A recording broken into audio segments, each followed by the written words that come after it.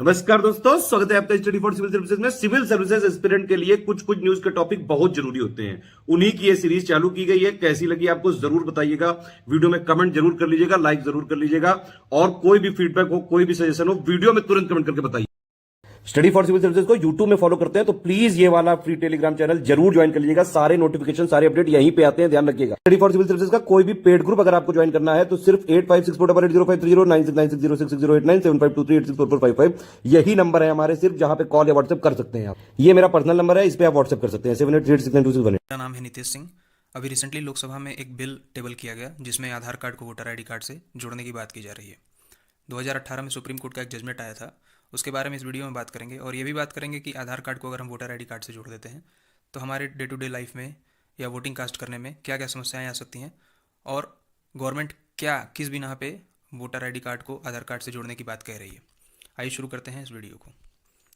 ये video bilingual होगा, Hindi English दोनों में लिखा होगा। मैं इसको एक्सप्लेन करूँगा हिंदी में। तो न्यूज़ ये है कि रिसेंटली अभी एक बिल पास किया गया, इसके लिए प्रस्तावना चल रही है। आने वाले समय में इसको बहुत ही जल्दी पास कर दिया जाएगा। इस बिल का नाम है इलेक्शन लॉ अमेंडमेंट बिल। इसमें गवर्नमेंट आधार कार्ड को वोटर आईडी कार्ड से लिंक करने की बात की जा रही है, और गवर्नमेंट का बेसिकली ये कहना है कि वो डुप्लीकेसी जो होती है आधार कार्ड की, वोटर आईडी कार्ड की, उसको दूर कर सके। डुप्लीकेसी अगर मैं सिंपल शब्दों में समझाऊँ आपको, तो आपने कई बार ये सुना होगा कि एक लोग हैं जिनके एक से ज़्यादा वोटर आईडी कार्ड हैं, वो अलग अलग जगहों पे जाके वोट कास्ट कर देते हैं। एक कंस्टिट्यूंसी में वोट उन्होंने दिया, दूसरी कंस्टिट्यूंसी में फिर जाके वोट दे दिया, फिर अलग उसके अलावा भी और बाकी कंस्टिट्यूंसी में जाके वोट दे दिया। और कई बार तो ऐसा भी देखा गया है कि एक इंसान के नाम पे एक से ज़्यादा वोटर आईडी कार्ड होते हैं। तो इन चीज़ों को हटाने के लिए आधार से उसको लिंक करने की बात गवर्नमेंट इस बिल में कर रही है।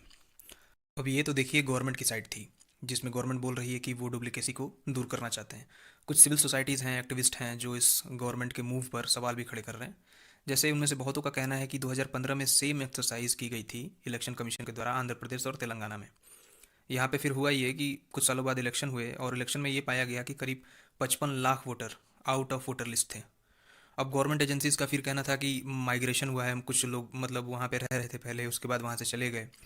लेकिन इतनी बड़ी संख्या में माइग्रेशन होला, वो भी किसी ऐसे स्टेट से जिसकी पॉपुलेशन बहुत ज़्यादा नहीं है, तो ये बात को पचा पाना काफ़ी मुश्किल था। बाद में सुप्रीम कोर्ट ने इस पे स्टे लगा दिया था, इस लिंकिंग पे, जो आंध्र प्रदेश और तेलंगाना में हुई थी।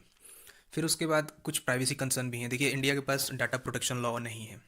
इस कंडीशन में आपके डाटा को कोई प्राइवेट कंपनी, कोई एजेंसी, कोई ऑर्गेनाइजेशन या कोई इंस्टीट्यूशन कैसे यूज़ करता है, इस पर कोई डिमार्केशन नहीं है, कुछ लॉ नहीं है। किसी को नहीं पता वो किस तरीके से, किस हद तक आपकी प्राइवेसी के अंदर सिंक कर सकते हैं, आपके डाटा को कैसे यूज़ कर सकते हैं, कोई इस पर गाइडलाइन नहीं है। तो इस कंडीशन में अगर हम अपने वोटर आईडी से आधार को लिंक कर देते हैं, तो आप देखिए वोटर आईडी का काम क्या है। वोटर आईडी का काम केवल पोलिंग बूथ तक ही होता है। उसके बाद वो उसका कुछ ज़्यादा वाइड रेंज ऑफ यूजेबिलिटी है नहीं। लेकिन आधार की अगर हम बात करें तो आज के समय में आधार, आप अगर इंडियन सिटीजन हैं तो आपको ये बात पता होगी, आपसे हर हर जगह पे आप कहीं भी कुछ भी सामान, एक सिम भी छोटा खरीदने जाते हैं तो आपसे फर्स्ट प्रेफरेंस में आधार ही डिमांड किया जाता है। ये टोटल अब फिर उसके बाद आपके ऊपर आ जाता है कि आप उसको देना चाहते हैं या नहीं। तो आधार में बहुत सी ऐसी छोटी छोटी इन्फॉर्मेशन है जिससे आपको ट्रेस किया जा सकता है, आपके इंटरेस्ट को पता लगाया जा सकता है, और कौन सी कंपनी किस तरीके से इसका यूज़ करेगी इस पर कोई गाइडलाइन नहीं है। तो इस कंडीशन में प्राइवेसी के ऊपर भी बहुत से कंसर्न आते हैं। सेकेंड थिंग बोला जा रहा है वोटर को मैनिपुलेट करने की बात। जैसे आप मान लीजिए किसी एक शहर से हैं और आप किसी दूसरे शहर में जाके रहते हैं। कोई एक छोटी सी पॉपुलेशन किसी एक पर्टिकुलर शहर की किसी दूसरे शहर में जाके रहती है, और गवर्नमेंट को पता चल गया, गवर्नमेंट ने जब लिंक कर दिया आधार को वोटर आईडी से, तो उनको पता चल गया कि इस शहर की पर्टिकुलर पॉपुलेशन दूसरे शहर में किसी एक एरिया में रहती है। अब वहाँ पे क्या करेंगे, जो पहले शहर में उन्होंने काम किया है वो दूसरे शहर में दिखाएंगे उन शहर के लोगों को जो दूसरे शहर में रहते हैं। आप समझ रहे हैं ना इस बात को। तो टारगेटेड एडवर्टीजमेंट गवर्नमेंट करने लगेगी, तो वोटर को इस तरीके से मैनिपुलेट किया जा सकता है आसानी से। ये सब कंसर्न भी सिविल सोसाइटीज़ द्वारा रेज किए गए हैं। 2018 में हुआ क्या था, 5 जजों की बेंच बैठी थी सुप्रीम कोर्ट में, जिसमें एक आधार एक्ट जो लाया गया था गवर्नमेंट के द्वारा, इसको कॉन्स्टिट्यूशनल करार दे दिया गया था। और सेक्शन 7 के तहत, आधार एक्ट के सेक्शन 7 के तहत इसको बोल दिया गया था कि ये आधार को अवेल करना यानी आधार को देना मैंडेटरी होगा 3 चीज़ों के लिए: सब्सिडी, बेनिफिट्स और सर्विसेज। अगर आप गवर्नमेंट की तरफ से कोई सब्सिडी लेना चाहते हैं, कोई बेनिफिट लेना चाहते हैं, या किसी प्रकार की सर्विसेज लेना चाहते हैं, उस कंडीशन में आपको आधार को देना मैंडेटरी होगा। इसके अलावा और कहीं भी आधार को देना मैंडेटरी नहीं होगा। जैसे पहले होता था, जब ये केस नहीं आया था उसके पहले बैंक वगैरह में अगर आप खाता खुलवाने जाते थे तो अगर नॉर्मल खाता जिसमें सब्सिडी वगैरह की बात नहीं होती थी, तो उसमें आपसे आधार डिमांड किया जाता था। तो इन सब चीज़ों पे सुप्रीम कोर्ट ने इस जजमेंट के थ्रू रोक लगा दिया था। लेकिन सुप्रीम कोर्ट ने ये एक्सप्लिसिटली नहीं बताया था कि आधार को वोटर आईडी कार्ड से लिंक कर सकते हैं या नहीं, उस वक्त ये चीज़ें नहीं बताई थी।